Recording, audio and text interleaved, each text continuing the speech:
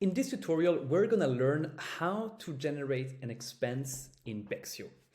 The thing you'll figure out is that it is quite clunky and annoying, and nowadays with modern tools you can do this much simpler. So before we dive into Bexio, let me just show you how easy it is to write down an expense with Magic Heidi, the invoicing app my company is developing.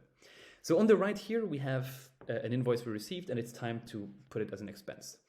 So here I am in Magic Heidi. You'll see the interface is very simple, and I don't have to click anywhere. I just take the file, drop it here, and that's it.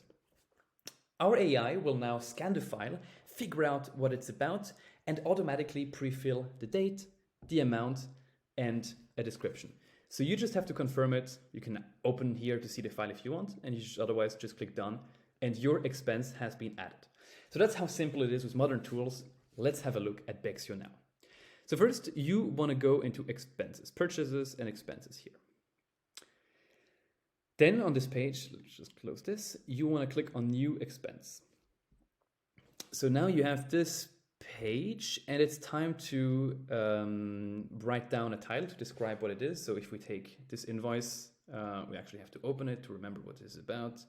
IT consulting. Okay, so we'll just write it down here, IT consulting. And you can drag the file here in this little zone. That way you have it saved. You can review the file here as well.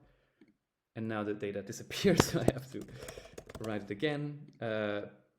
Choose the right date. It was actually today, so that's fine. And then save the draft.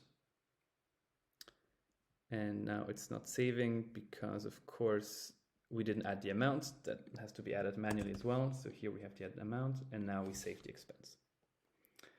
And that's it. And now you have it saved, and you can view it in your expenses here. And that is how, and now you can see here the expense in the dashboard as well. So that's how it works to generate and manage expenses in Bexio.